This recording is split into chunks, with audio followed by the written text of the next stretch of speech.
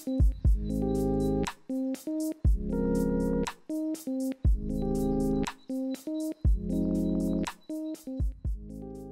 you guys. Welcome to Almost 30.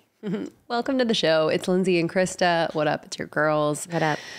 We're here to support you. We're here to love you. We're here to have a good time. We're so glad you're here. OGs, what's happening? You've been here for a sound bit. off. OGs sound off. Hoot, hoot. Hoot, hoot. That's what they say. That's what they say when we see them in the street. And new lovies out there. What should we call the new ones? I think the OGs need to decide. It's part of their initiation. Totally. Dude, I was with my friends last night and they were in a cult. I'm not going to say the name. It's like one of those like self-help development type cults. Yo, I've never laughed so hard in my life. So in the cult, part of it is like, It's a literal cult. it's called, it's like one of those like where it's like personal growth, self-development, like learn to like do these things, but it is like a cult and like an MLM essentially. And you have to like sell to know get exactly people what in, you you- have to recruit people. And they were saying that at the first 2 levels, they break you down. So part of that breakdown process is to have you in the middle of a circle and everyone yells like all the things about you that are like you're like a dumb blonde, you're like no one thinks you're smart, everyone's embarrassed, like all the things that like you would hate for someone to say about you, like basically all the things that make you feel shame and guilty, so that you face them and so that you metabolize feeling them. So you have everyone in the I don't group know if that's I could just take yelling that stuff at seriously. you. I'd be like, hi, stranger. I don't know you. Don't care. Don't care. What? I'm like, also, I think it'd be one of those things where I have an idea of what people would say about me. You know what I mean? I have my little list. I'm like, oh, you think I'm this, you must think I'm this. But the thing that would kill you would be the surprises where they're like, yeah, and you got like a dirty little foot. And you're like, what? Yeah. You know what I mean? You're like, oh my God, I literally You're like, I didn't never. even show you my foot. Honestly, like, I didn't even know that like my kneecaps were like, whatever. Like, and then they have another level of it where where you're hoisted in the air. So it's kind of like you're like strapped in and hoisted and everyone is in the room and you basically fall. It's like a trust fall. So you fall, you're hoisted just in case, and you fall and it seems like you're going to fall into nothing, but everyone rushes out and wearing all black and then they catch you and you get caught by everyone else. And then you're like, that's your rebirth. So you're rebirthed and you're held by all these people that are wearing all black and it's like to Beyonce or something. And then you have to like have people join and you have to like recruit people. So And all like, of this is happening in like a conference room at a Marriott. oh, say no more, say no more. I mean, honestly, Right? it would be a really good show to be like, I work at a conference in a Marriott and like what happens in conference rooms at Marriott's. Is it like Abraham Hicks? Is it like Deloitte? You know, is it like whatever? And so another thing, so one of them, she was like, dude, I was so broke. So she's like, I had to go on my Instagram and be like, hey guys, can you Venmo me $300? Like, I need to like get into the next level, and would like ask her friends for like money, and you have to recruit people to be in it. Like, So it's like Scientology for self-development, kind of. it is, but there's so many of those. I need to look it up. I don't want to say the name, but I I'll have tell one in you. mind. I have one in mind that I was recruited at one point by a friend. They brought me to like an intro thing. I was so uncomfortable. It was crazy. And I just like flat out Which is told her, I was a like, good thing. That's a good thing to feel that. yeah, I was like, no, this is not for me. And like, she was so changed by it. And I was like, no, sorry. Like, this is actually my hell. There's a type of person that said with love and peace and not saying that I'm better than anybody. There's a type of person that gets into those. I think If you haven't had a real taste of like kind of that self-development, anything, this feels good. But I also think they really tap on that part of you that really loves to be seen by a coach, a teacher, a leader, a mentor, a guru, whatever. Yeah. Because I think they kind of, I don't know. They make you feel seen in a way that is like almost addicting. course. Well, it's the breakdown to be seen. It's like part of that abusive, it's like an abusive cycle. Break them down, build them up, you know? Even in like the pickup artist, that was like kind of what he talked about. But I will say, because I didn't trust parents, because I was parentified child, and I literally was like, none of you guys know what's going on. I don't trust any y'all. It actually helps me because I can sniff that stuff out from a mile away. When someone's like trying to tell me what to do or thinks they know better than me, I'm like, no, no, no. Can't get past me. Don't want to do this. I also don't like to be labeled or included or grouped anywhere. I don't want to be seen in any group. I don't want to be seen as, I don't want to label. I don't want to be known. Even in like the personal growth, it's like with astrology or human design or whatever, like I'm like, I don't want that. Uh-huh. Yep, I hear you. I want to be free. Any who's or what's-holes.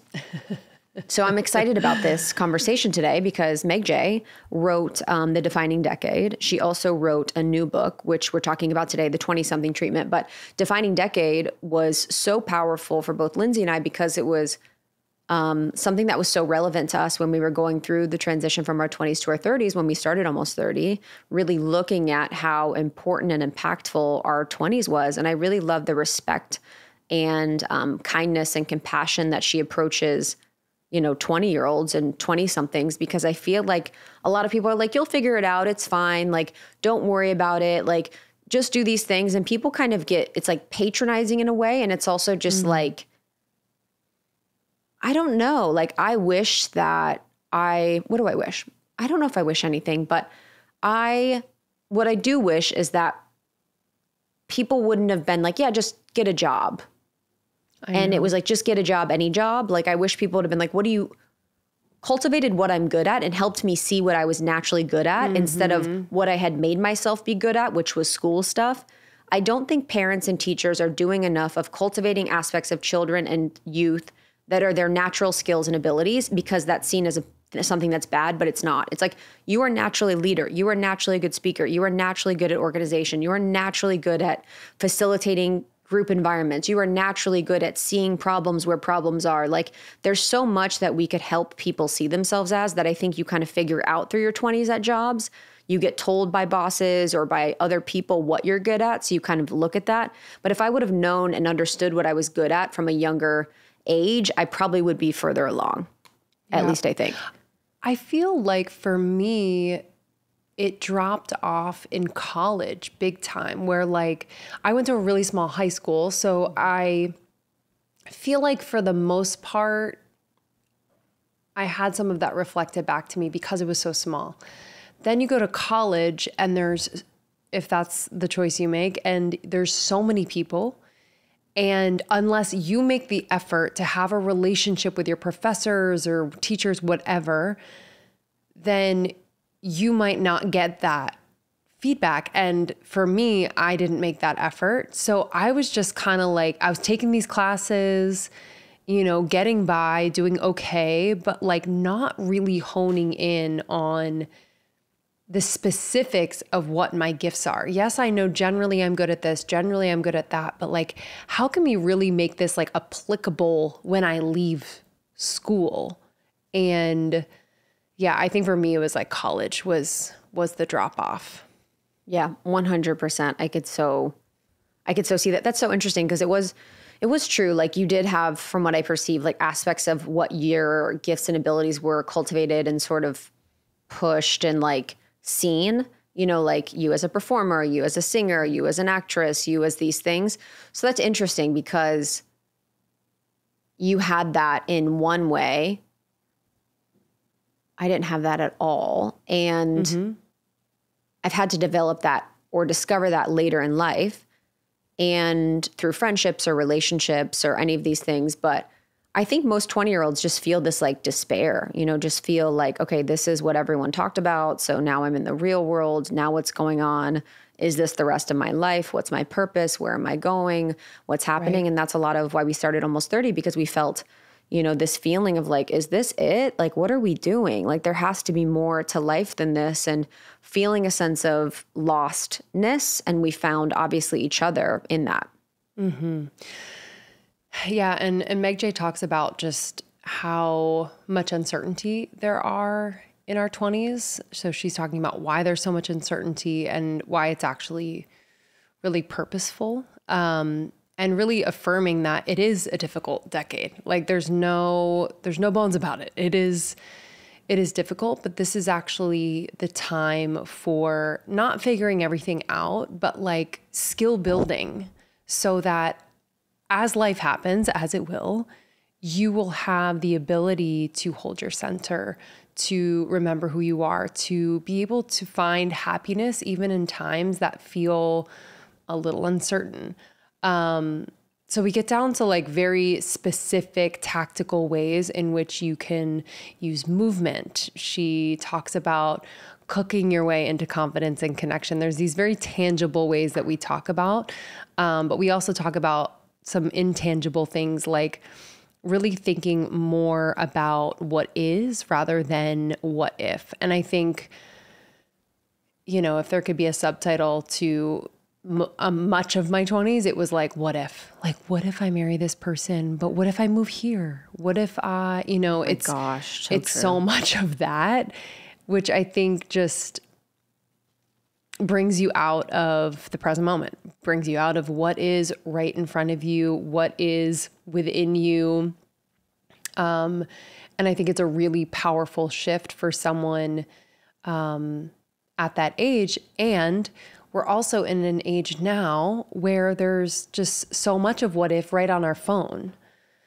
So it's hard, it's not like it was when we were in our 20s. Social media wasn't as much of a thing. So I can imagine that it's only intensifying.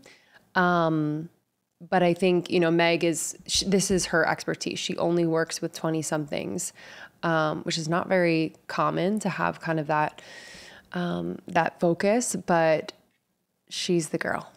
She's the girl for it. Yeah. And she's also really interested in finding other solutions instead of medication, because so many kids are being prescribed medication and getting diagnoses for things that, they could be supported with outside of that. Yes.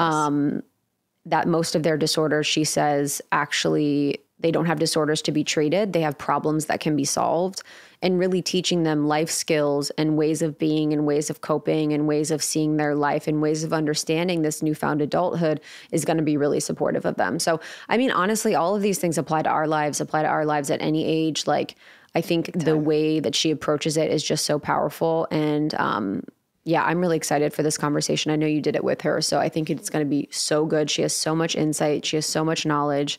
And I think I'm just excited. Yeah, she's the best. The 20-something treatment is the book. It's a revolutionary remedy for an uncertain age. Thank you, Meg, for joining us. Please share this with a friend. Maybe you have a friend who's also in their 20s going through it. Please share this. And maybe even send them the book. It's a nice little gift. You can go to almost30.com to learn more about Almost 30. Connect with us there and on social media at Almost 30 Podcast. Enjoy this one, everybody. We'll see you on the other side. We love you. I am a new mama. One of the questions I get very often is about what I took before pregnancy, during pregnancy, after pregnancy in terms of a multivitamin. And I took Ritual. So I'll talk about that in a moment, but I didn't know this stat, but 95% of pregnant women are not getting their recommended daily intake of key omega-3s. This is a really key nutrient during pregnancy. So, the prenatal from Ritual contains 350 milligrams of eco-friendly vegan omega-3 DHA in every serving. It's sourced from algal oil instead of fish. And I actually took the Ritual prenatal before I was pregnant as well. So I took it before I was pregnant and then during pregnancy. The first 28 days of pregnancy are important in a baby's neural development. So important. So there's really no such thing as too soon to start. So if you're thinking of getting pregnant, I would highly recommend starting a prenatal. The prenatal also has choline and methylated folate, which is the type of folate you need to support baby's neural tube development. The capsules feature a delayed release design to make it gentle on an empty stomach. I know, y'all. if you are pregnant and you're taking prenatals, that is like so nauseating. These, gentle on the stomach, and it has a citrus essence to make taking your multis actually enjoyable. Didn't make me nauseous. I'm so thankful. This prenatal is rigorously tested and validated by a third party for allergens, microbes, and heavy metals. They work with world-class certification bodies to validate their products. So I really trust them. So if you are someone who's looking for a prenatal or even just a women's multi, try Ritual. Why settle for a multivitamin you're not 100% sure about? Ritual was literally built on trust, so you know it's the real deal. Get 25% off your first month for a limited time at ritual.com/almost30. Start Ritual or add Essential for Women prenatal to your subscription today. That's ritual.com/almost30 for 25% off. Take advantage now. This episode is brought to you by IQ Bar. Oh my Lord, I just got back from a family trip and I was very keen on bringing snacks. I need to have as many snacks as possible for me, for my husband. I do have some baby snacks, but we're talking adult snacks here. And I brought my IQ bars. Ooh, baby. All right. So this is a bar that I absolutely love. I have it in the morning. I'll have it in mid-afternoon.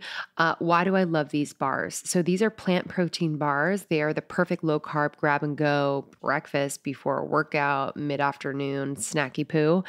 And they are great for your brain boosting. All of the ingredients are incredible. They are clean. They're non-GMO, no dairy, no gluten. And they are chewy and so freaking yummy. One of my favorites is the chocolate sea salt. I also love the wild blueberry and I love the banana nut. That's probably my favorite. It's absolutely delicious. Kristen and I usually fight over it if we have one more of those left. So that is one of the products I love from IQ Bar. And I also love their IQ Joe. It's a jitter-free instant coffee packed with 200 milligrams of natural caffeine, brain-boosting magnesium, and productivity-enhancing lion's-mane. I have a packet of this every single morning, and I don't get jitters. I'm very sensitive to caffeine now after pregnancy, but I do love the taste of coffee, and this has been great. It's such a balance, and I highly recommend.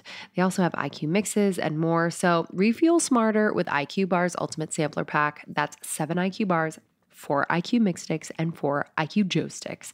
And now our special listeners get 20% off all IQ Bar products. Pretty good. Plus get free shipping. To get your 20% off, just text ALMOST, ALMOST, to 64000. 64000. Get your discount. Text ALMOST to 64,000. That's ALMOST to 64,000. I'm so excited you're here. Thank you. I'm so excited to be here.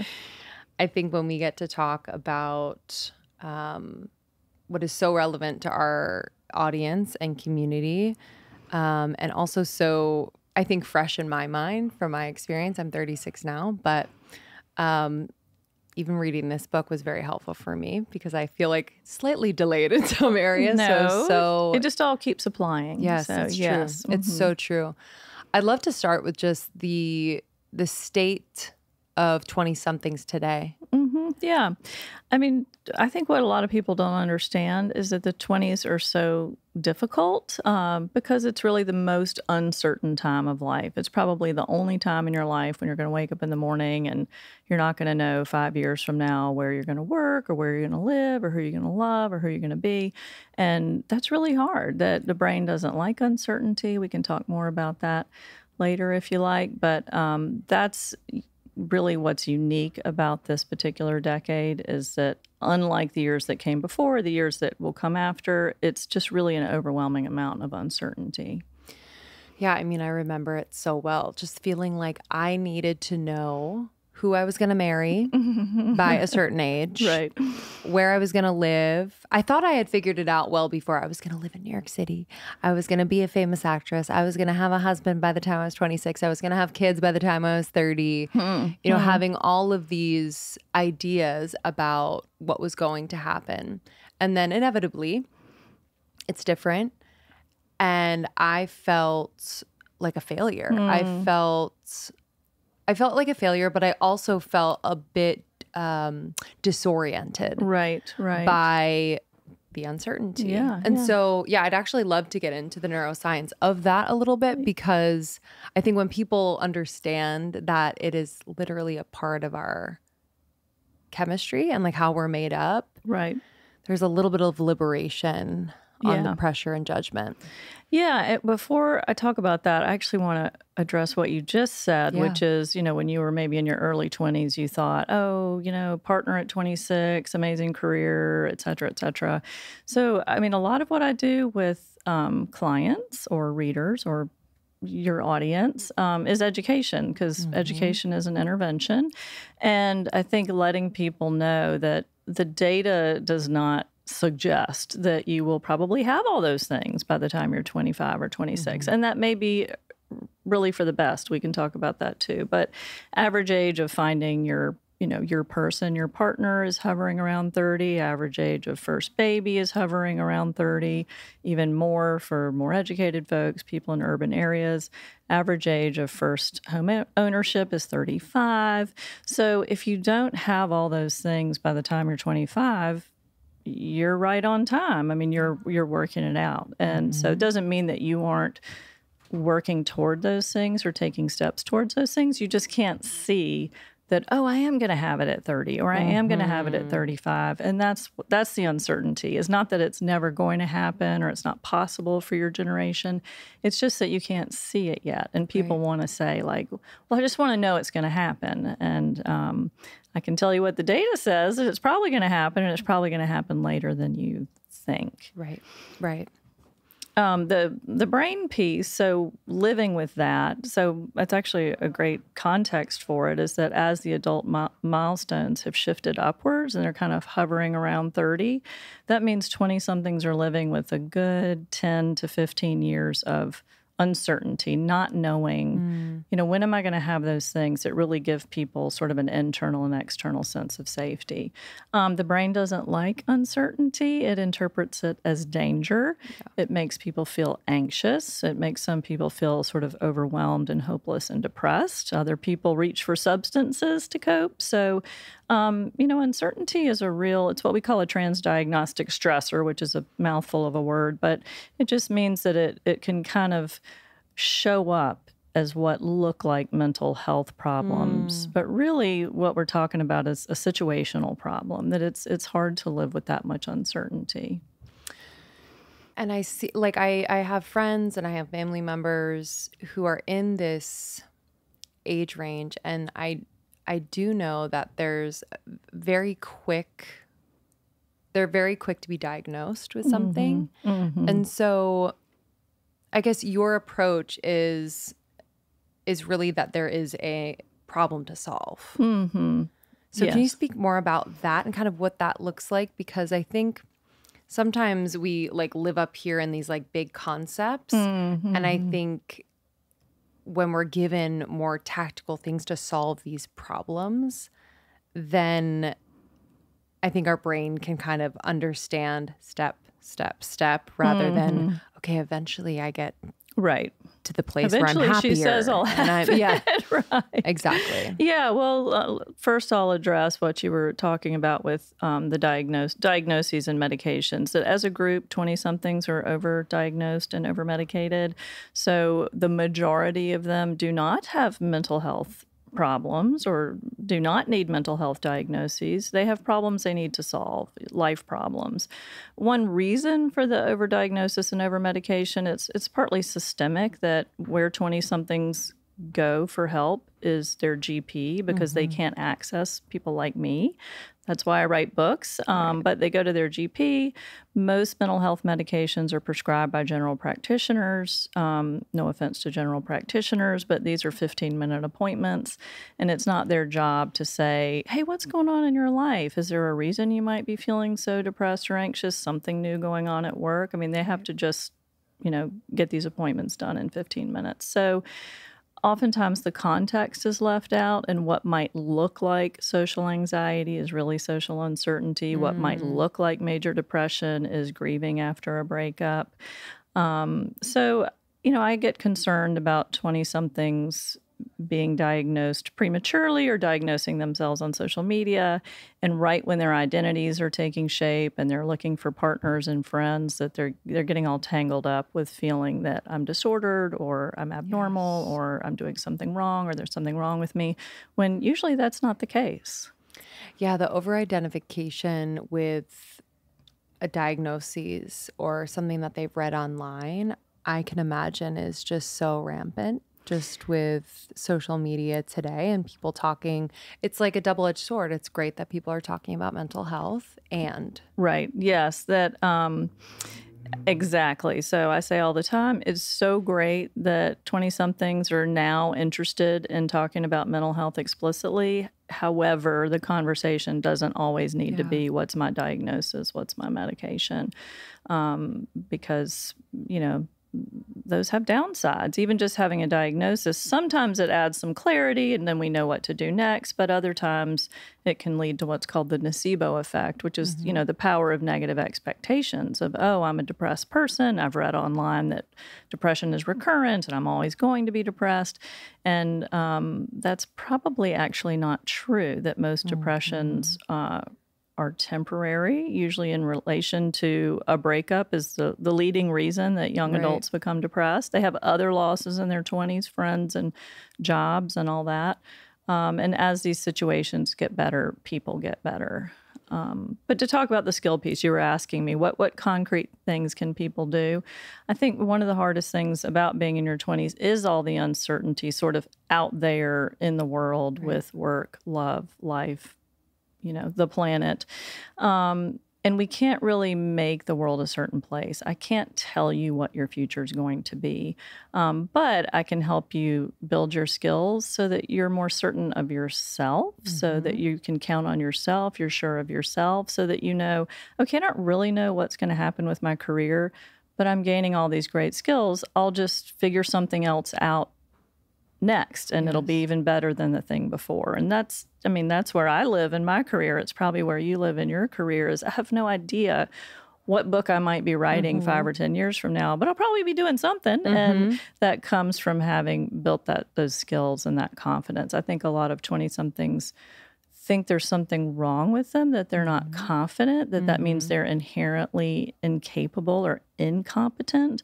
But that's just normal because they don't have the data points yet to say, oh, I've got this, or okay, this job didn't work out, but I'll get another one and I'll gain skills and I'll gain competence and then I'll get another one and things will keep building from there. I guess what's the discrepancy because that makes sense, right? With experience comes that understanding that either I can trust myself or things do get better or like I can work through challenging times. I think often about like I don't know if it's the expectations of society, of our parents, of, those kind of looking at us where we feel more pressure than we do focus on those experiences. Does that make sense? Where we're feeling like, well, my parents think I should have a stable job by 25, and yet I'm still asking them for money and living at home, whatever the situation looks like. Well, the parents need to learn the data then, because that's part of what, I'm all about, data-driven help and hope. And the data show, and certainly I've been doing this for 25 years, believe it or not, and this is, my experience shows it too.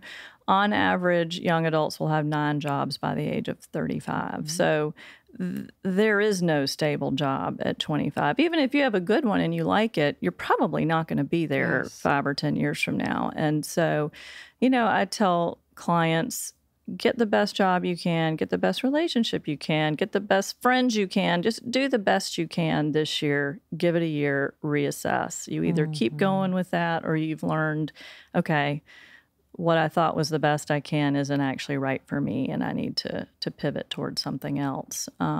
So I honestly don't really understand. I think I'm so steeped in the realities of 20-somethings. I don't understand people who say you should have it all by 25 or 30, because actually most people don't. I'm trying to think of our parents' generation where yeah, I guess my parents were married in their late 20s, but I think there was a different, it was different. It was different. I think like stability, though maybe mentally and internally it might be similar, but I think there was expectation around them settling sooner. Sure, yeah. And maybe they take their experience and project it onto their kids. I mean, I guess maybe soon we'll be past that because I'm Gen X. My kids are teenagers. Yeah. So when they're in their 20s, of course, I mean, I'm the defining decade lady. So I'm going to say you need to be out there doing stuff, Absolutely. But I'm not going to expect them to have finished, And so, I mean, we just need to sort of keep moving on so that the, quote, older adults understand the modern 20s. Sure. And, my 20s were in the 90s.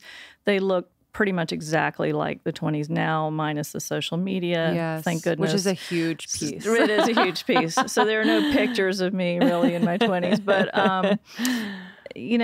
so I'm hoping those expectations are going to shift. And that is part of, what I try to do is say it's just not the way it goes anymore. That, average age of partnership, 30. I got married at 33, had my first child at 35. That's really normal. And there's nothing wrong with that. I actually just posted something on Instagram last week. It was a picture of me graduating from Berkeley with my PhD, and I was 9 months pregnant. Wow. And I was 35 on the dot. So there's a statistic I cite a lot about 80% of life's most defining moments happen by the age of 35. So I was saying, here's me getting 2 in just under the wire. But in that post, I also did some reverse engineering that all those projects started in my 20s. I started graduate school in my 20s. I wasn't holding that diploma until I was 35. I met my partner in my 20s at this random snowboarding weekend that we both happened to go to while we lived in different states. But then we met again at a party in San Francisco once I had moved to California for grad school. So I mean, it wasn't like I was working toward partnership or child, but I met my partner when I was in my 20s, and then we met again somewhere right around 30, and then the rest is history. But so, that's the other piece for people who say, like, well, I'm not there yet, I don't have it.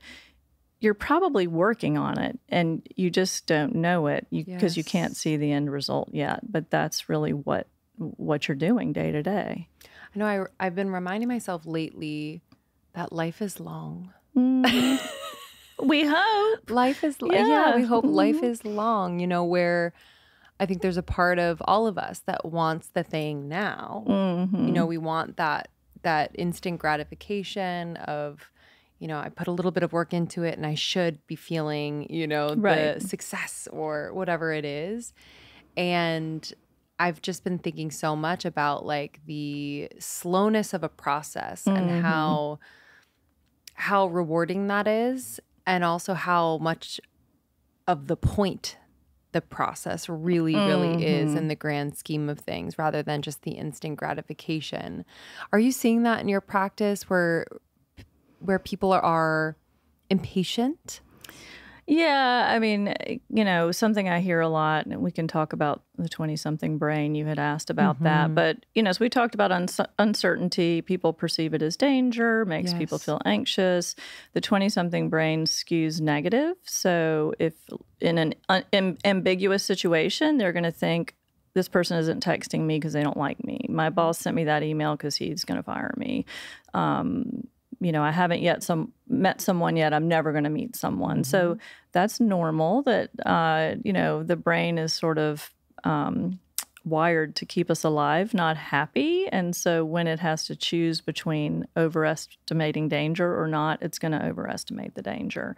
So anyway, most of my 20-something clients and readers imagine the worst. They catastrophize the present and the future, and they want to stop doing that. They say, like, okay, I understand that now, so I should stop now. And I can't override thousands of years of evolution that the brain is doing what it's designed to do, which is kind of have a better safe than sorry approach to life. And only through repeated experiences of, I've gotten many emails from my boss that maybe they were mad about something and I didn't get fired. Only then does your brain stop imagining the worst when it gets that email. Right. Or you get, enough text messages that aren't returned until later, and then you find out, oh, the person was traveling or their phone died or whatever, and then your brain stops catastrophizing every time something happens. So anyhow, I do have a lot of clients who say, well, I understand my brain's doing that. I want it to stop now. And so understanding is a piece of it. Education is an intervention, but education's not execution. And so the other piece is you have to get out there and have experiences that really teach your brain that you're okay, that this is, you're not in danger, you're in your 20s. It feels unsafe, but this is all normal when you're, kind of working on so many things at once. Another normal thing that I think so many people struggle with, and I've heard a lot, and I've had seasons of my life, is loneliness. Yes. Where either you feel like you don't have any friends, or you feel like you don't have people that you can confide in, and it feels like an epidemic a little bit right now. I think since 2020, I feel like I hear it more and more. But I guess what is happening, and why loneliness during this period? Is there a purpose to it? Is there, I guess, how would you explain it? Yeah. Well, I think, again, data correction of people imagine, or the older people imagine your 20s are going to be this like really social positive time. And maybe, the last I saw the stats on social media, most people on social media are in younger adulthood, and we see them having an amazing time and out there with all their friends. But actually, empirically speaking, believe it or not, your 20s are the loneliest time of life. And when you hear that, you think, how can that be true? Because people are all about their friends. But it's really the time of life where we're most likely to be between families. So, you can relate to this, waking up to a family every day. As a kid, you wake up to a family full of people. I mean, they may be a mixed bag, but they're there and you're not alone. As an adult, you wake up to a family. So during the pandemic, that young adults were struggling so much, and there was so much in the news about why are they struggling? What could possibly be their problem? But my heart really went out to 20-somethings, because during the pandemic, I woke up every day to the people who mattered most to me. They were in my house, and that was, how I got through. But for 20-somethings, they don't wake up to a house full of people who love them or care about them. They wake up alone or to roommates, which it may or may not be going well with, with so much moving. So people are moving for jobs, or, they had friends in college, but now they've all scattered. And then, meanwhile, your friends are as stressed out and overwhelmed as you are. So they may not be that available to be that great of a friend. Or they're getting distracted by partners and their own moves and their own jobs. So it's an extraordinarily lonely time. And I think that's something that we don't imagine, because when we think about 20-somethings, we just think they're surrounded by friends and having fun all the time. And that's really not true. Yeah. It's hard to, I have a brother who's in that age range, and to take that loneliness and then to label yourself as someone who doesn't know how to make friends, or isn't worthy of friendships, is really heartbreaking. Yes. I'm so glad you brought that up, actually, that piece, because I do hear that more than I used to, of 20-somethings say, well, I don't know how to make friends. And people are quick to say, look, social media ruined it. No one knows how to make friends. Yeah. I don't know if that's really true or not, but I do know that everybody when they say that, I say, okay, well, let me hear about it. Tell me about a friend you have. How'd you make the friend? Let's get you going, et cetera. Right. They know how to make friends. It's just they're new to a city and haven't literally found the people, or they're looking for the walking group they could join in order to then make friends. How are you recommending people make friends, I guess? Well, again, the research shows you make friends by living your life, leaving your house and living your life. Yes. So if you look at the places where people are most likely to make friends, it's work, it's school, it's hobby, it's exercise classes, it's church, it's go live your life. So that's what, when clients will say, how can I make friends? Go live your life, and then you'll meet people who are interested in the same things or doing the same things. You have experiences you can bond over. I mean, people are saying 20-somethings don't know how to make friends, and I do feel like they're internalizing that. But then when I work with them, they know how to make friends. They're just in a new town, and it's hard. And, maybe in college it wasn't that hard. You just roll out of your dorm and there's 10 friends on the hall. It's not like that anymore. So you're just going to have to walk a bit further.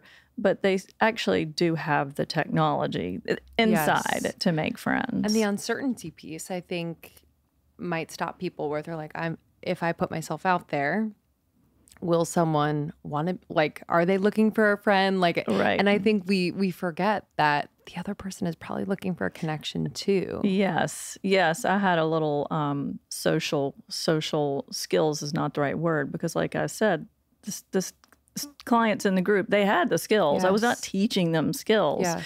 I was really just bringing them all into the room to say, see, y'all all know how to do this. You just need to be all in the same room. But one thing we talked about or learned about, it's called the liking gap. And it's just that, social science finding that people generally like us more than we think they do. I mean, again, it's the brain skewing negative. So I'm talking to you now. I don't know if you like me or not. My brain, especially a 20-something brain, would be thinking, oh my gosh, I hope Lindsay doesn't like me. Oh no. But in reality, you probably do like me, that people want to like each other. We're not trying to walk around the world trying to hate on each other. And so, to remember that people actually usually like you more than you think. They've studied people in conversation and how much did you like that person, how much did you think they liked you, etc. So even just knowing that can be a useful sort of brain correction for people of, oh, this person probably likes me just fine. Why would they bother not liking me? And assuming the best, I think that obviously takes training the brain. We talked about education a little bit, experience. So you have the 3 key routes to better mental health. Yes, thank you. The third one. Expectations. Yeah, and what is I that? love What is that about? I love somebody who does their homework. Yes. Thank you. Yes, honey, So my yes, notes. look at you. So in the 20-something treatment, I talk about 3 routes to better mental health for young adults. Education, which I've been talking a lot about. Experience, which is all about the skill building. I have 12 chapters in there of certain skills that I think 20-somethings really need to be digging in on, and that's where that kind of confidence and reduction in anxiety comes from. The third is expectations, and we have been talking a bit about that I think part of what makes 20-somethings feel like there's something wrong with them, or they're doing something wrong, is they've heard, well, these are supposed to be the best years of my life. So if they're not, then I'm doing something wrong. So sorry to be a downer, but your 20s are not going to be the best years of your life. They're the time of life you're most likely to feel anxious, depressed, even suicidal, struggle with substances, probably will have the least money, the sort of the lowest job on the totem pole, loneliness, all that we've been discussing. So these are not going to be the best years of your life. But when you think about it, that's actually amazing news, because that would really be, an evolutionary problem if your 20s are the best years of your life and then everything that follows is a depressing slog. So, what we know from the research is that mental health, physical health, relationship satisfaction, job satisfaction, financial security, everything improves across the decades of your life. So your 30s are going to be better than your 20s. Your 40s are going to be better than your 30s. Your 50s are going to be better than your 40s. That's been my experience. Love it. It is great. I tell my clients, if your 20s turn out to be the best years of your life, something has gone terribly wrong. And as one of them said back to me one time, she said, yeah, don't peak in your 20s, which is really the perfect way to put it. But I think, actually before I came here, the directions were be camera ready. So I had this great guy from Glam Squad do my makeup. His name was Michael, and he's 29. And I said, "Oh, this is perfect. I'm going on almost 30. What do you want to hear? What should we talk about?" He said, "I think I just want to hear that, it's not always going to be this way." And I said, "It's definitely not always going to be this way, that life gets better as you go, and it should." So this is really good news for people's future selves. Yeah. Yeah, just recalibrating those expectations, I think, is so powerful. Even you just saying that, like, I remember that feeling in my 20s where I think any season you're in that's intense, it feels like it's forever. Mm-hmm. I don't know if the brain just does that automatically, but even this season of motherhood, I'm like, it's the best and also the hardest. Yeah. Maybe it does. Maybe it's always going to be like that. Okay. No. It definitely. But as in the baby stage, you're like, oh my gosh, am I ever going to sleep year again? Of my life, yes, and cutest year of my life. Yes. So I mean, that's why they're cute, because otherwise you might kill them. So. And that also gets better. And, it is funny. People, I'd never thought about this before, but it's almost similar to the 20s. People make you feel like having a baby is the cutest, most wonderful thing. And it's all downhill from there. I have teenagers. I love teenagers. Better, right? I love it. Yeah. Every stage is different and really cool in its own way, which is the same for adulthood. Yes. I think it's hard when you're in your 20s to imagine, well, what would be so great about having, a mortgage or some stressful job, et cetera. Well, you have a lot less uncertainty in your life. And that the things you've been working for, you're waking up to those every single day. And that's amazing. And it doesn't mean that I don't have stressful days at work or worry about my kids or have things go sideways, but I'm at a point in life where I have that confidence that 20-somethings are still working on, which is we'll figure it out. This is not going to end me. Yes. All right, it is spring, heading into summer, and I have a few staple pieces in my closet that I just absolutely freaking love, and they're from Jenni Kayne. I've talked about Jenni Kayne a lot. I am in my era of just building a capsule collection in my closet that I'm not going to throw out or give away after only a few months. Right? Anyone out there not worn a bunch of their clothes in their closet in over a year? You are going to feel so good about these products. They are classic, timeless pieces that are also modern, gorgeous, well-made. And I think you're going to absolutely love it. You'll have them forever. This is a California brand through and through. And just think minimalistic and effortless, but totally refined. So I'm going to share some products that I am loving from Jenni Kayne that I think are great staples for this spring and summer. You definitely need a cardigan. So on those cool spring or summer nights, you need a cute little cardigan to go over your summer dress. I love the Cashmere Finley cardigan. It's divine. I have it in oatmeal. It also comes in black. It is so cute. It's the perfect cut. So darling.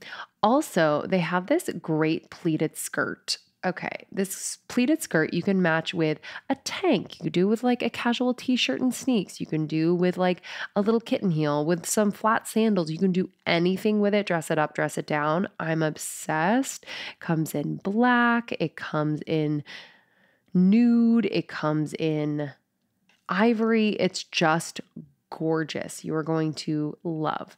They also have amazing shoes. Okay. So I was going on a trip recently with the family. I was like, I need sandals. So I got the Danny Slide, and they are just chef's kiss. They come in black and they come in a nude color. So comfortable. You can wear it with anything, dress them up, dress them down, do your thing. So, and don't forget, it's officially sundress season, baby. And this year I am upping my game with 2 perfectly effortless silhouettes. I am styling the day dress every single day. I am equally obsessed with the Callan dress. It's a classic vest dress that feels so timeless. You're going to absolutely love it. So again, this is simplistic, just beautiful, classic pieces. And don't forget that Jenni Kayne has a home essentials collection. So there's furniture, cozy pillows, throws, perfectly curated decor, and the most incredible candles ever. you're going to love. So they have an incredible rewards program where you can earn up to 10% back with every purchase, and joining is completely free. So I recommend you do that.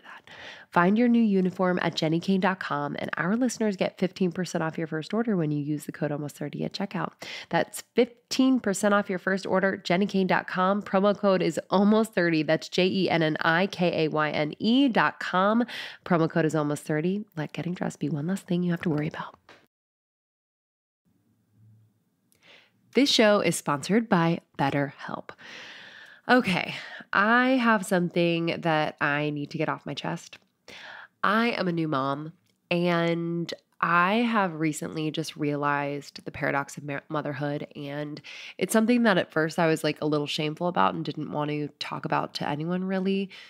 But I realized that I'm not the only one. I realized this in therapy. I was talking to my therapist about this, and I was just saying that, like, you know, I am so happy being a mom now, and it is like my greatest purpose. I know that, and it is the hardest thing I've ever done. There are days when I'm just like, I miss life before baby, and that's the truth. And most days it's just amazing, and I wouldn't have it any other way. And there are some days that I just miss it. So that is what I need to get off my chest. And we all carry around different stressors, right? Big and small. And when we keep them bottled up, it can start to affect us negatively. Therapy is a safe space to get things off your chest and to figure out how to work through whatever's weighing you down. I have benefited from therapy for the last, I think it's been like 6 years now, which is kind of crazy, 5 or 6 years.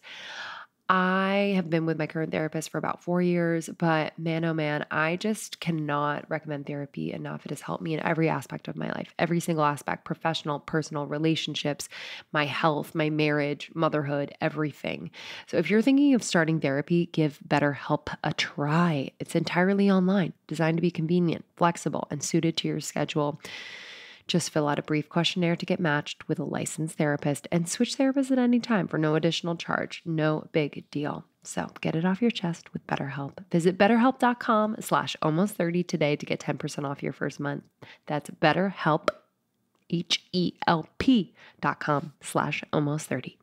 I want to talk about, on a day-to-day basis, how are people able to kind of regulate any overwhelm? So can you give kind of some specific things that people can do so that I think it can quickly become a runaway train with our thoughts? Yeah. And so are there practices that you recommend in the book and to your clients that can really bring people to this moment? Right, sure. And what they can control?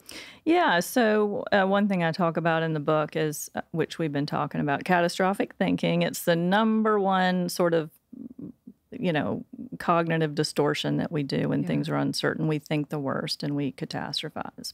Totally normal. Your brain's going to do it. The younger you are, the longer this is going to go on, the more you're going to do it, because you're not yet so practiced at the thing I'm about to mention. So when you're catastrophizing, your brain is what-ifing.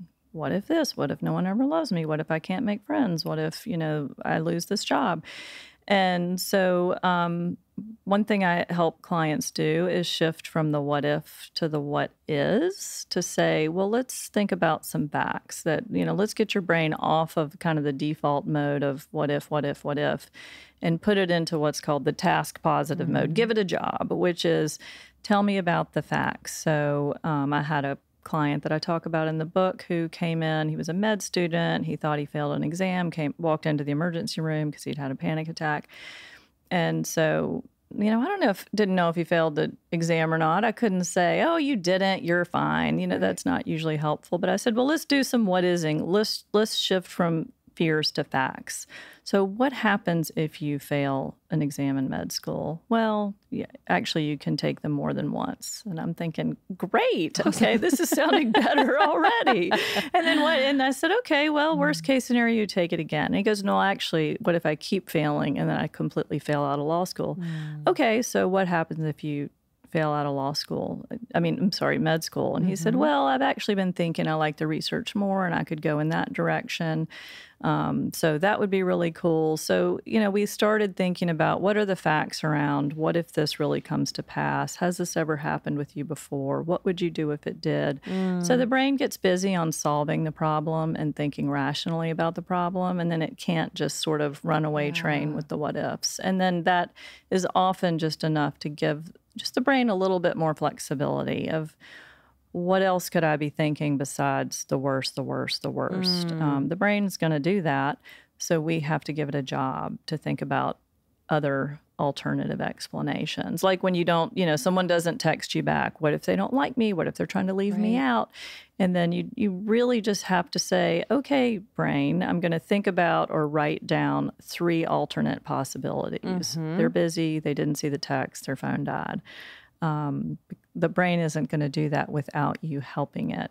The further you are in life, the more quickly your brain can quickly do that. I mean, I go to the worst case scenario sometimes, but I try to hang out there for a few minutes or a few hours, and then I'm like, all right, I got to move on. I got to solve this. And so it takes practice, literally, to wire your brain to do it. Yeah, it definitely gets better over time. And I have to remind myself, like, how do I want to feel in this moment too? Because generally, if I'm going to the worst case scenario, doomsday situation, then I feel it in my body. I feel dysregulated. My heart is racing or I'm sweating and it's really knowing that in this moment, I can actually redirect my thoughts, to your point, and kind of give the brain a job, which I think is just a really cool visual for me, where it's like the brain's gonna do this naturally, and then if you give it a job, almost like a dog, like training a dog, Chew on this, not on that. Yes, perfect. I love that. But it makes sense, if we're thinking just kind of the primal parts of the brain. Is it is it possible to change? You're saying over time that gets better and you spend less time there. Will that always be a part of our brain?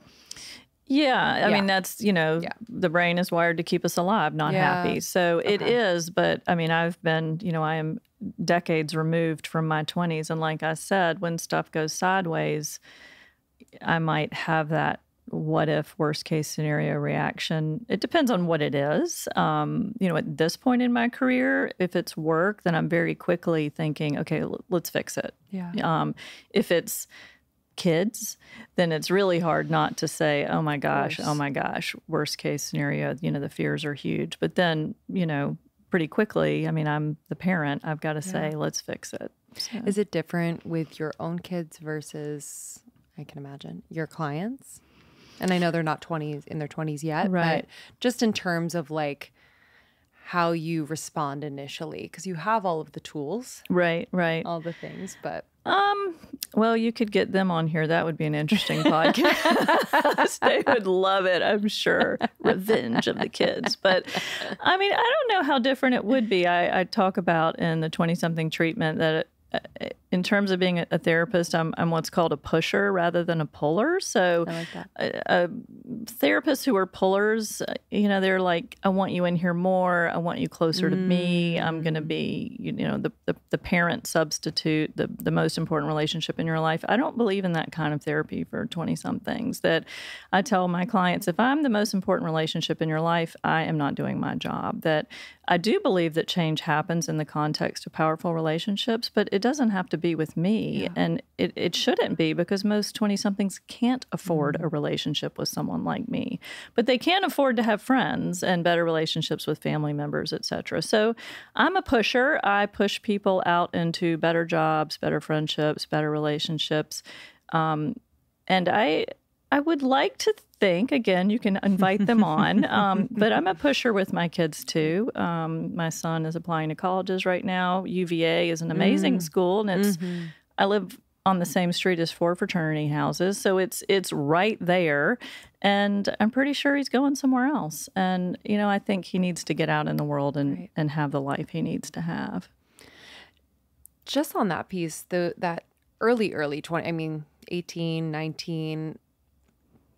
I'm curious what that pressure of college, of that next step, I guess, what do you see that doing in your own experience with your son, but also in clients? Because I've been thinking about that recently, where I'm looking back on that time in my life and realizing just how incredibly stressful that was on levels I didn't even realize in the moment. Right. Going to college or Yes, being in and college. or getting into college. Mm-hmm. And doing my best to perform well. Mm-hmm. And I think I was thinking of other people's expectations of my experience in college, but then how those feelings have manifested now as an adult. How it still feels so real sometimes to, you know, try to achieve something. It's kind of that same feeling of like, I hope I get into said school and I hope I do well. Right.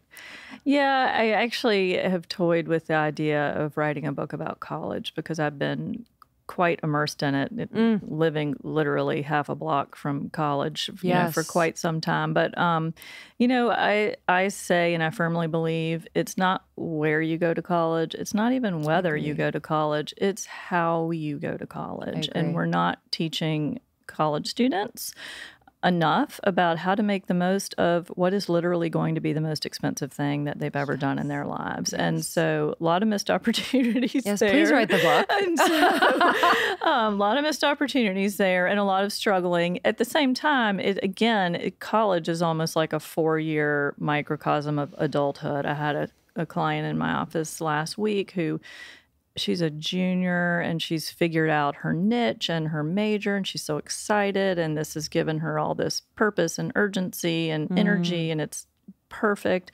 And she said, I'm just so mad at myself that I didn't, like, why did it take me so long? And I said, well, no, this is actually exactly the way college is designed to work. That sure, maybe there are some people who come in and they say, I'm pre-med from day one. It's pretty unusual. It's designed to have that's what all those gen ed requirements are for. Like, take a bunch of stuff and see what you like, see what you don't like, and then figure it out, declare a major, then specialize. So I said, you're right on time. I'm not sure where this is coming from, this idea that you were supposed to have it all figured out freshman year. So it's really back to the 20-somethings. A similar thing happens with adulthood of not sure where the messaging is coming from, that people are supposed to have it all completed or figured out at 25. From what I remember, like, I feel like in junior, senior year of high school, there was that pressure to kind of have that vision for what you were going to do in college. So you could, whether it's like specify in your college essay. Your essays. Yeah, exactly. Yeah. So it's kind of a weird thing. It's so weird because I've been watching, my son go through it and seeing how, he's doing what I did for graduate school, which is, sure, I'm going to come here and I'm going to do this. And I mean, he's telling the truth the best that he knows it, but you don't really know. So when I started grad school at Berkeley for clinical psych, I was pretty sure I wanted to be a psychologist. I didn't know what kind or what that would look like. There was, not even such a thing as specializing in 20-something. So that had never occurred to me. But it was in the course of being in graduate school where I worked with people of different age groups and realized the 20s, this is where all the action is. This is where people are figuring out work and love and identity and city and everything. So this is the sweet spot. This is where I want to work.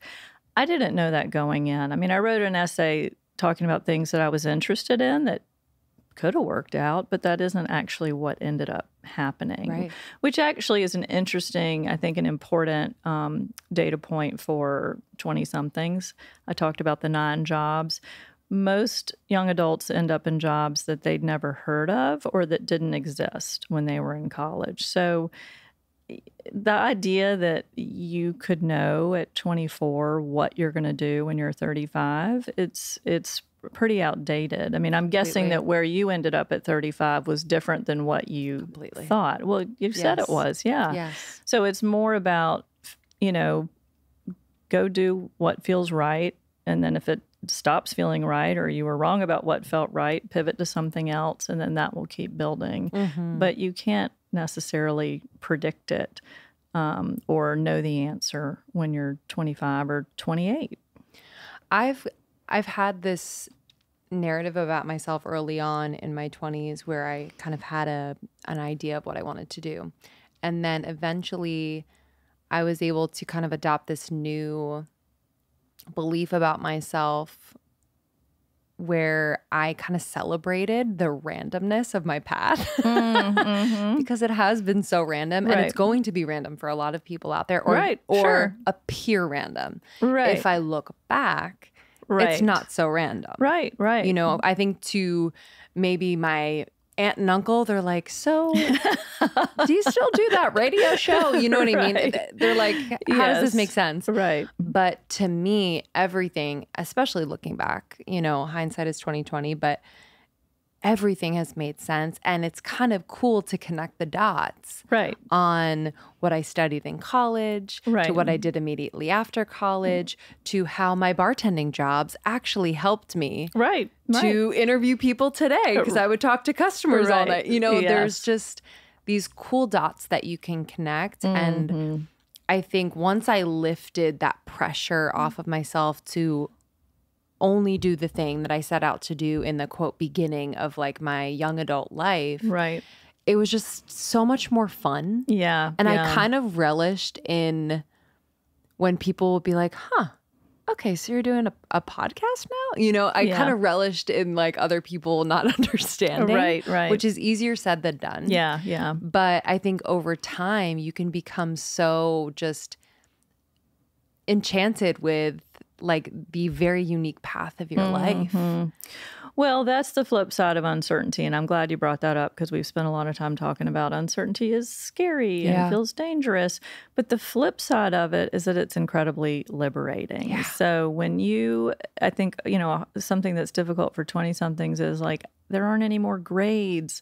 I don't know if I'm getting an A or a B, but when you realize how amazing that is, that you can't quantify your success or your relationship, or, you know, that there is no right or wrong, there is no A or B, that there is no on time or not on time. It's extremely liberating.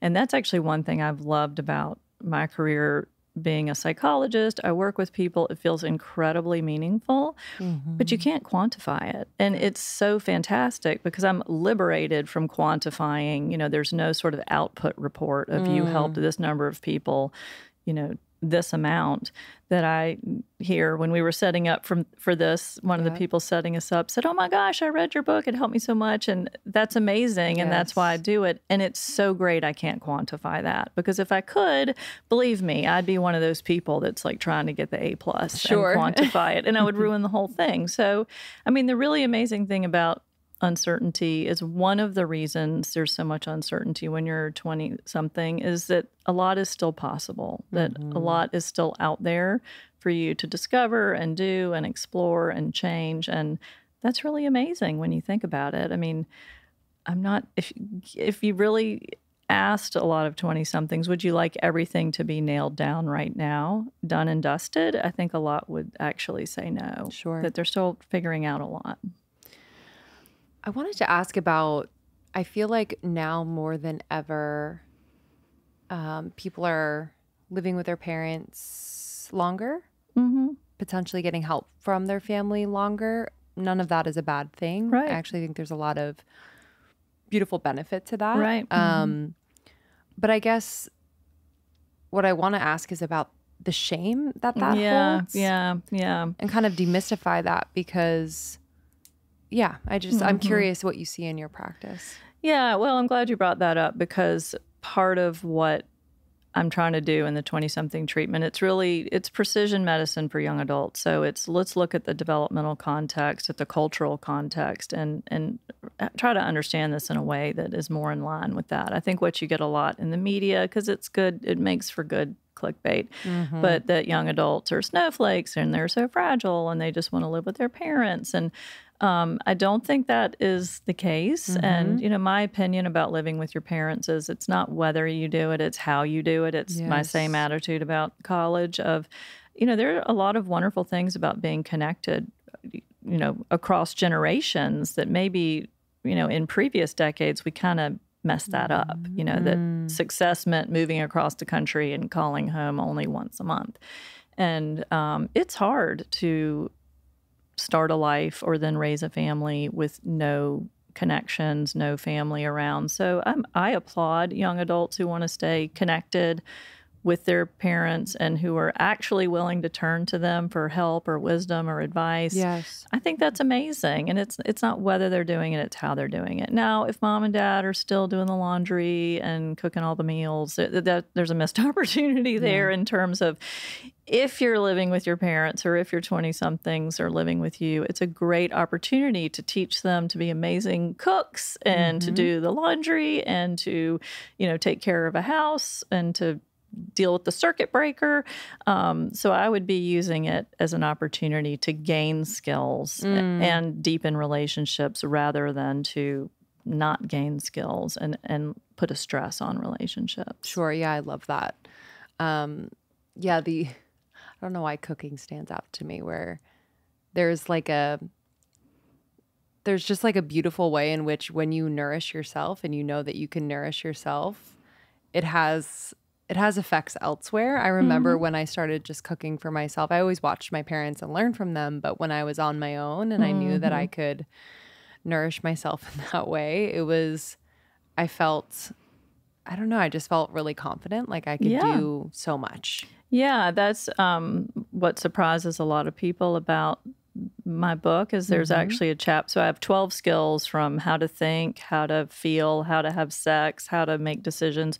One of them is how to cook. And people are surprised. There's a how to cook chapter in my book, and I don't share recipes or anything, but I do talk about how much confidence we gain when we learn how to cook for ourselves. I mean, feeding yourself is a problem that needs to be solved every single day. So how you solve that problem matters. And it's actually, at a time where, as we were just saying, it's so hard for 20-somethings because so many of the problems that they're working on, they're not going to see success. They're not going to have a win for another 2, 3, 5, 10 years. Cooking, you can have a win every single day. That you get instructions, you get to just follow those, you get to have success at that.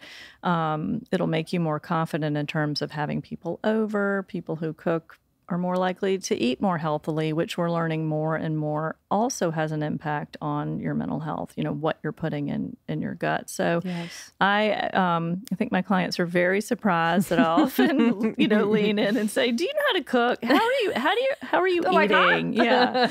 And so, I often say, okay, I want you to go get this 5-ingredient cookbook or start listening to this podcast or get this app. We're going to start doing this. And, there's a lot of research about how just that day-to-day solving of problems can give you the confidence to solve bigger problems of, okay, I tackle it, I get all the information I can, and I tackle it. Yeah.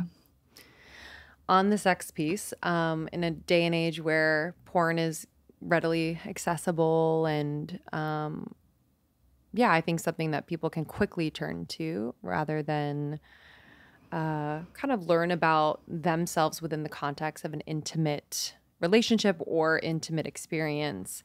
I'm curious what your thoughts about that are.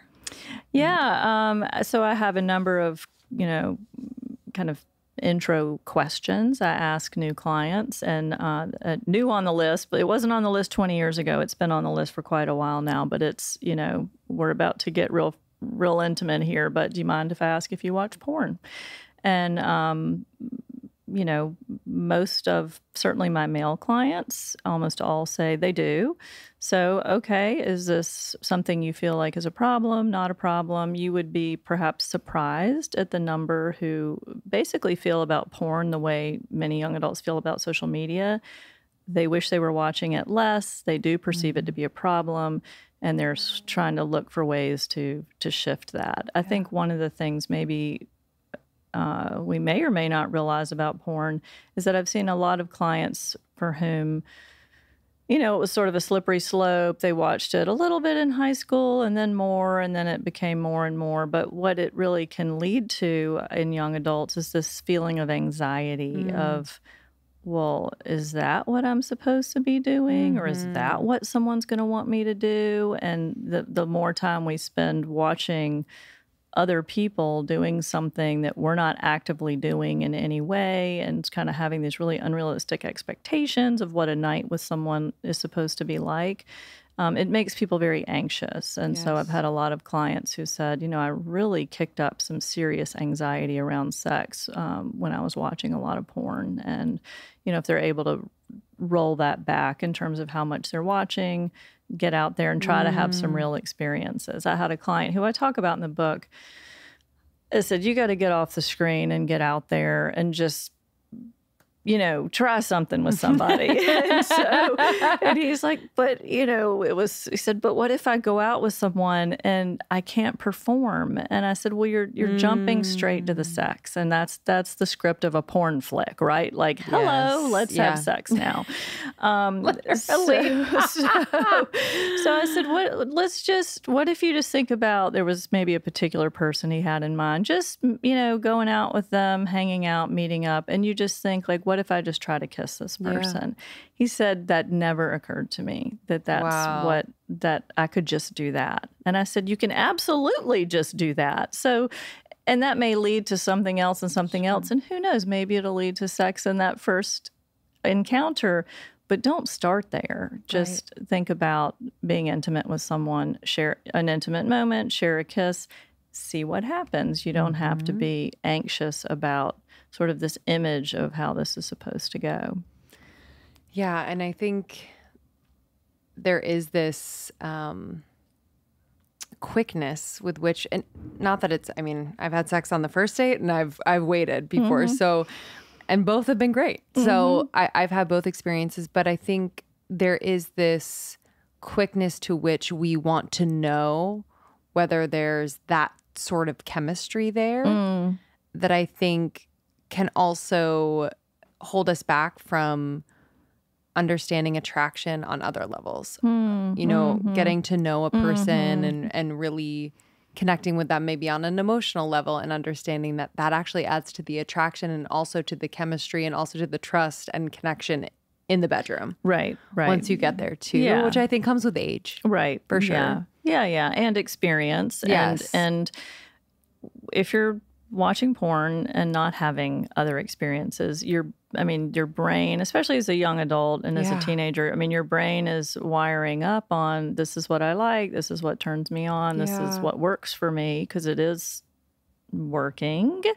But as we say, every problem was once a solution. So maybe this was, I don't know how to have sex, so I'm going to do this instead, or sex isn't available to me, I'm going to do this instead. Right. But then when it takes the place of this other thing that maybe you wanted to be doing in the first place, then you've got a problem. But it's more and more, that's what I'm hearing from my clients. Yeah. I would love to talk about your experience during this time in your life. Sure, go for it. How would you describe this time for you, especially your mental health when you were in your 20s? Yeah, I would say my 20s were, as I think I said earlier, we're almost exactly like the 20s now, minus the social media. I easily had 9 jobs by the time I was 35. I think I might have had 9 all at one time at one point. Same. So, I moved all around. Friends came and went. I was super lonely. I had, devastating heartbreak, made me feel sad. I would try to fix that with, should I kind of cook something up with my eating or try substances? I was sort of casting about for like, how do I change how I'm feeling? This is the way 20-somethings learn of what's the solution here? Sure. How do I fix this? So I would say it, looked pretty much exactly the way that the 20s look now. What was useful for me which is why I think one reason I do what I do, even though I didn't go into graduate school with this insight, but looking back, was that the people I sort of bumped into for help, because there was no, ready-made amazing therapists for me either. I mean, I kind of went this way, bumped into this person, got advice from that person, was that in general, people were telling me there's nothing wrong with you. You're not doing it wrong. It's a hard time. You're struggling. But that's okay, that you're going to find a way. We're here. Things will get better. And I think that was very important looking back, that I didn't feel pathologized. I mean, I already, I think, tended toward, as many 20-somethings do, this feeling of what's wrong with me? I must be inherently broken and have some disorder. But what I was hearing around me was, no, you're just having a hard time. There's nothing wrong with you. Right. And I think I internalized that more than I realized in the moment. And that's kind of helped me end up doing the work that I do, is that I know how hard it can be. I know how bad you can feel. And one of the most useful things for me was people who were willing to support me, help me with good information, confidence, belief in me, and role models for, you're not going to be there forever. You can get to where we are. If people are wanting to find a therapist during this time, or seek out relationships that could kind of support them through this time, rather than just kind of like BSing with friends about what's wrong, which I think is helpful. Sure. But how do you recommend they go about doing that? What's important to look out for? What's important to express? Right. Well, I mean, I say in the book, life is the best therapist. It's affordable and accessible and right outside your door. And I say that because I don't know if it's sadly, because again, life is the best therapist, but good therapy is not scalable. And that is a huge issue. And I've been in conversation with many mental health apps we're trying to scale therapy, and it cannot be done. And you're talking about like online, right? Or or texting therapy. Yeah. And I'm not saying there aren't good people out there.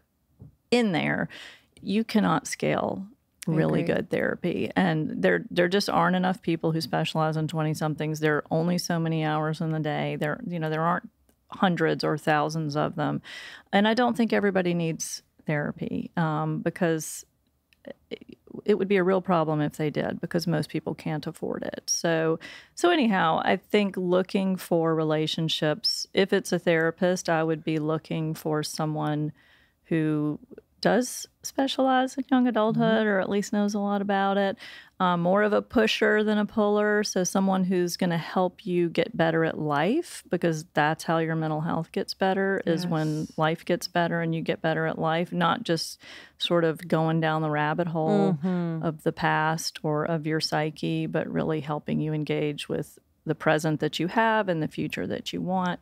But again, many of the most transformative people in my life, including in my 20s, they were not therapists. It was the professor whose door I knocked on, or the aunt that I called when I was really struggling, or the friend who was there for me, no matter how low the lows. And so I mean, I don't begrudge anyone an amazing therapist, but that cannot be the answer for everybody. Yeah, I agree. And it just takes asking for that, whether it's the help or, connecting with them on a level deeper, say it's a professor, and being vulnerable. Right. Being able to say, like you shared in the book. So I did talk about that in the book. That's something that I did, and then I directed one of my clients to do, of, go tell your professor what's going on. And I walked into a professor's office and, tears flowing, and no, I'm going crazy and I feel terrible and I need to be in a hospital. And he was like, no, you don't. Yeah. You're going to be okay. You need to talk to me. All good. Right. And that was amazing. Thank goodness he said that and didn't say, well, I'm calling 911 right now. So I think, there's real power in telling someone, I know it hurts. I know it's hard, but is normal and that things can get better, and they probably will. I should have talked to my professors like that when I was in college. I feel like there was such a distance between me and kind of like that authority. Well, it's still like that. That's why if I write that book, that's going to be a big part of it is go talk to them. Yes. They're humans too, and they want to help. So and they want you to succeed. Right. Or at least most of them do. I'm so thankful you wrote this book. Oh, I'm thank so excited you. for people Thank to you. read it. I know it's going to be another just, for generations to come, that is going to be on their bedside table. The 20-something treatment, a revolutionary remedy for an uncertain age. Thank so you. powerful. Thank you, Lindsay. Thank you. So good. So good. Awesome. Thanks. Something that I really love is my sweet cats, Fuji and Oogie. They are so meaningful to me. And I know if you love your animals too, that your pet is one of a kind. So is their journey in life. So while every playful moment is a memory in the making, sometimes our cats and dogs are a little too good at getting into trouble. That's why you should check out ASPCA Pet Health Insurance.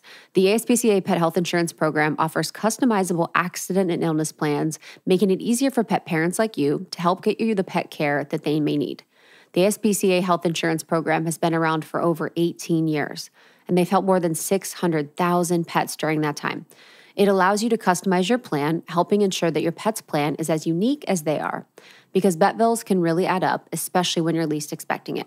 It's actually really simple. So you can use their app to submit a claim and you'll receive reimbursement for eligible vet bills directly into your bank account. To explore coverage, visit aspcapetinsurance.com/almost30. That's aspcapetinsurance.com/almost30.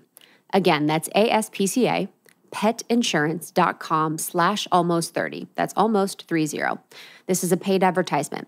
Insurance is underwritten by either Independence American Insurance Company or United States Fire Insurance Company and produced by PTZ Insurance Agency Limited. The SPCA is not an insurer and not engaged in the business of insurance. Thank you so much, Meg, for coming on Almost 30. Again, the book is The 20-Something Treatment. It is out now. It's a revolutionary remedy for an uncertain age. And then the other book we talked about is The Defining Decade. You can go to megj.com. Thank you all for listening. We appreciate you so, so much. We will see you on the next episode. We have episodes every single week. So make sure that you're subscribed to Almost 30, and we'll see you soon. See you soon. Love you guys. Bye.